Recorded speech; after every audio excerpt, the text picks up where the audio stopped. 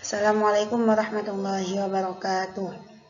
Di sini saya Intan Indasari dari kelas PAI khusus kelas 3D, mata kuliah model dan strategi belajar mengajar dengan berjudul pendekatan strategi, model, metode, dan teknik dalam pembelajaran.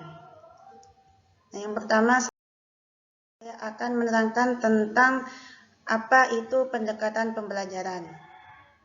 Nah, pendekatan pembelajaran dapat diartikan sebagai titik tolak atau sudut pandang kita terhadap proses pembelajaran yang merujuk pada pandangan tentang terjadinya suatu proses yang sifatnya masih sangat umum. Di dalamnya mewadahi, menginspirasi, menguatkan, dan melatari metode pembelajaran dengan cakupan teoretis tertentu.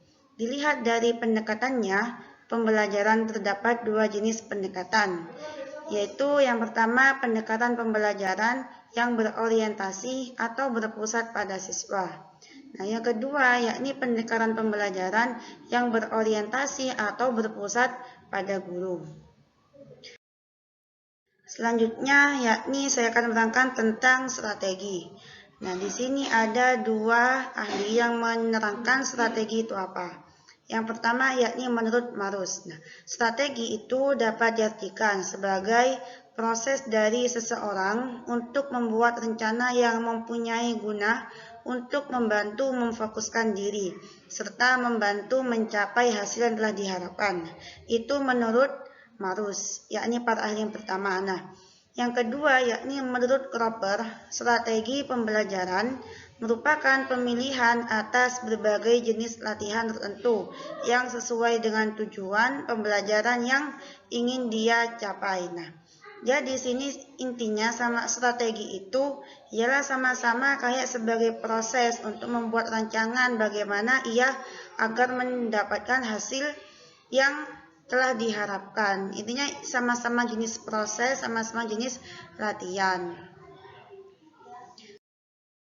Selanjutnya yakni model. Nah, di sini ada dua para ahli juga. Di sini saya menyebutkan dua para ahli. Yang pertama yakni menurut Trianto pada tahun 2009. Nah, model pembelajaran sebagai suatu pendekatan yang luas dan menyeluruh serta dapat diklasifikasikan berdasarkan tujuan pembelajarannya, sintaks atau pola urutannya dan sifat lingkungan belajarnya.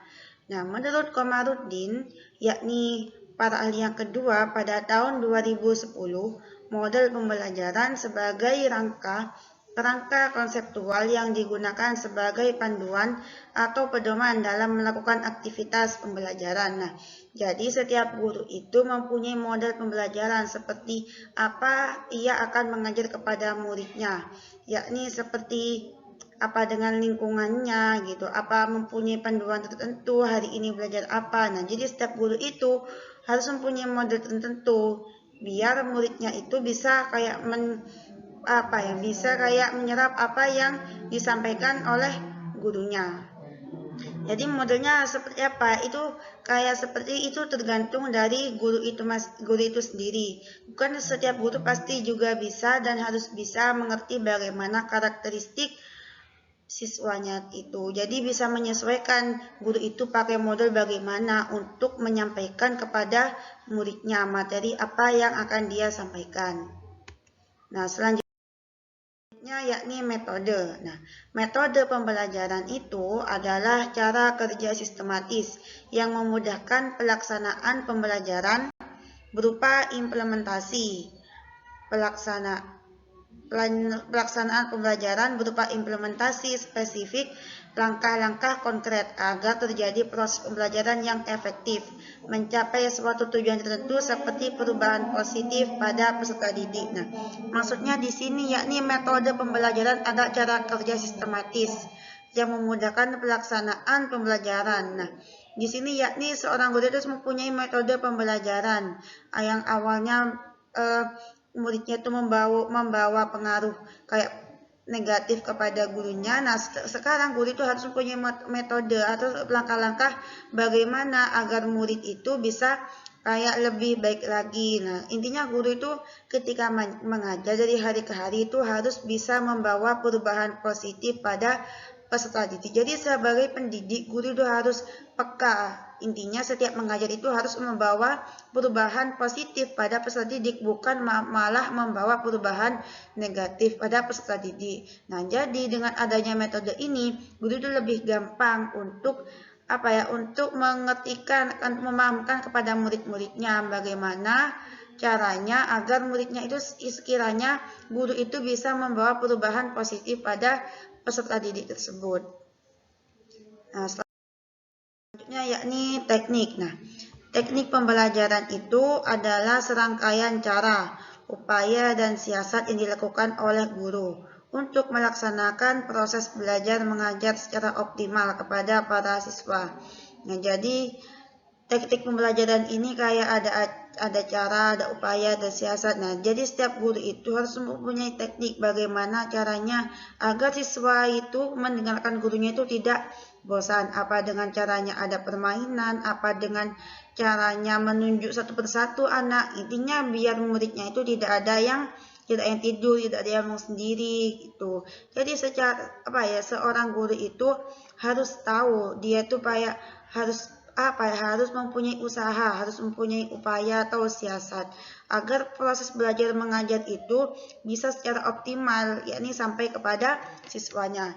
Soalnya percuma ketika guru itu sudah menerangkan berjam-jam tapi sama siswanya itu tidak didengarkan. Nah, jadi sebagai guru yang baik itu ketika menerangkan atau ketika mengajar itu alangkah lebih baiknya itu tidak membawa handphone agar memberi contoh yang baik kepada muridnya gitu. Jadi guru itu juga bisa menegur kepada muridnya agar ketika gurunya menerangkan itu tidak membawa atau tidak memainkan handphonenya sendiri, yakni harus mendengarkan apa yang guru terangkan. Intinya antara guru sama murid itu harus saling menghargai, harus juga saling menghormati satu sama lain. Nah, ketika guru ingin dihormati oleh murid, maka guru itu sendiri juga harus menghargai seorang murid tersebut. Nah, agar didengarkan oleh seorang murid, maka seorang guru itu harus mempunyai kayak banyak upaya agar si murid itu bisa mendengarkan penjelasan gurunya dengan baik. Nah,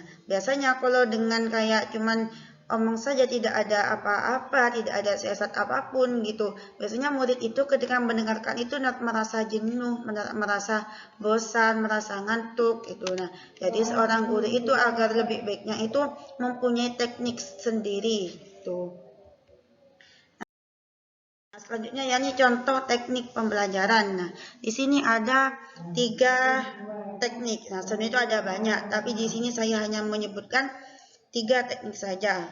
Nah, yang pertama ini teknik ceramah. Nah, teknik ceramah ini sekarang sudah jarang digunakan karena anak zaman sekarang kalau gurunya itu cuman kayak mengajarkan murid ceramah, maka sama si murid itu tidak akan didengarkan. Karena murid itu akan fokus pada pembelajaran itu hanya 10 menit pertama. Nah, selanjutnya dia itu tidak akan fokus karena pikirannya akan kemana-mana. Maka dengan cara itu, si guru itu harus yang mempunyai teknik tersendiri bagaimana. Nah, teknik ceramah ini, apakah teknik ceramah itu? Nah, teknik ceramah ialah cara mengajar yang paling tradisional dan telah lama. Jadi teknik ceramah itu sudah lama dijalankan oleh para guru-guru sebelum-sebelumnya itu sudah menjalankan proses teknik ceramah. Nah, dijalankan dalam sistem pendidikan, yaitu di mana seorang guru menularkan pengetahuannya kepada siswa secara lisan atau ceramah. Nah, tapi sekarang ini ketika kayak saya terangkan tadi itu, kalau murid itu cuma dikasih kayak model ceramah, apalagi gurunya itu cuma duduk menerangkan kepada si murid, maka si murid itu akan merasa bosan dengan ceramahnya si guru. Juga gak enak juga ke gurunya, akan merasa kayak suasana ini kayak hening gitu, cuma gurunya yang bicara tanpa ada timbal balik bicara dari seorang murid tersebut. Nah, jadi kita harus pelajari juga teknik-teknik pembelajaran yang lain. Jadi sekarang teknik yang kedua yakni teknik diskusi. Nah, teknik diskusi ini adalah salah satu teknik belajar mengajar yang dilakukan oleh seorang guru di sekolah, yang mana di dalam teknik ini terjadi proses interaksi antara 2 atau lebih individu yang terlibat. Nah, sekarang teknik diskusi ini banyak yang kayak menerapkan teknik diskusi ini. Karena ketika kita mengajak murid itu untuk diskusi, nah secara tidak langsung kita juga menerapkan pengetahuan kita kepada murid kita. Jadi tidak hanya melalui dengan ceramah. Contohnya kayak ini apa? Jadi sekali-kali kita itu harus mengajak murid itu untuk berdiskusi agar mereka itu juga kayak masuk ke dunia kita. Jadi intinya kalau murid itu hanya mendengarkan, itu nanti bisa-bisa murid itu hanya kayak bengong, kayak menghayal, itu betul loh, kayak matanya itu menghadap ke kita. Nah, tapi pikirannya murid itu kemana-mana. Nah, karena mereka itu tidak diajak diskusi oleh kita. Nah, ketika kita mengajak diskusi mereka itu akan insya Allah akan lebih fokus untuk kayak mendengarkan apa yang kita kayak tularkan ilmunya dari kita kepada mereka, karena mereka itu merasa kayak mereka itu diajak bicara, karena siapapun yang diajak bicara maka mereka itu akan menjawab tuh. Nah, terus selanjutnya yang teknik ketiga yakni teknik pemberian tugas. Nah, teknik pemberian tugas ini adalah cara mengajar atau penyajian materi melalui penugasan siswa untuk melakukan suatu pekerjaan. Nah, pemberian tugas ini dapat dilakukan secara individual atau kelompok. Nah, jadi ketika seorang guru itu sudah menerangkan materinya semuanya sampai silabus, itu wajib kayak harusnya atau seharusnya dianjurkan seorang guru itu harus memberi evaluasi kepada murid-muridnya, ya kayak di sekolah-sekolah itu ada UTS, ada UAS. Nah, itu gunanya untuk apa? Nah, gunanya itu agar guru itu tahu bagaimana atau apa yang didapat mereka selama satu semester ini atau selama setengah semester ini. Nah, jadi setiap kayak setengah semester itu harus ada evaluasi, atau selain itu atau 1 minggu sekali itu diadakan pemberian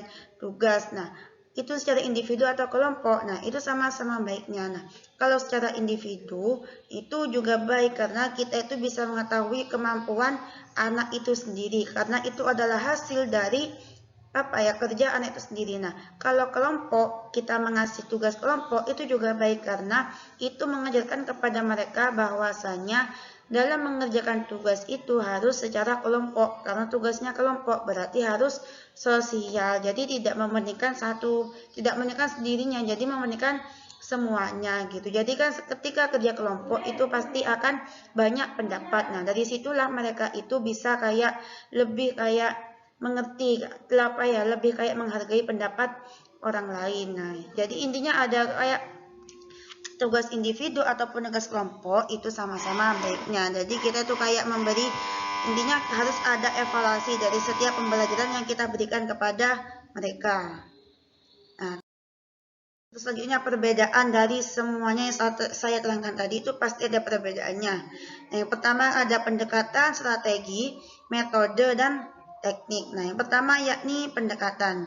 Apa itu pendekatan? Nah, di sini pendekatan itu adalah konsep umum yang melandasi pembelajaran. Nah, jadi pendekatan ini adalah konsep umumnya. Nah, terus strategi adalah langkah-langkah implementasi nyata yang disusun secara prosedural untuk mendapatkan hasil optimal. Jadi strategi ini kayak langkah-langkahnya itu bagaimana caranya agar murid itu bisa kayak mendengarkan dengan saksama kepada gurunya. Nah, selanjutnya yakni metode. Nah, metode itu adalah prosedur pembelajaran yang difokuskan ke pencapaian tujuan. Nah, jadi kayak metode ini lebih kayak fokus kepada pencapaian tujuannya, bagaimana agar murid saya itu mengerti apa yang saya terangkan meskipun materinya semuanya sulit. Nah, jadi seorang guru itu harus mempunyai metode tersendiri. Intinya seorang guru itu harus kreatif, atau memakai gambar-gambaran, atau ketika buat anak TK itu memakai kayak buah-buahan, atau intinya yang sekreatif mungkin sekiranya itu menarik buat murid untuk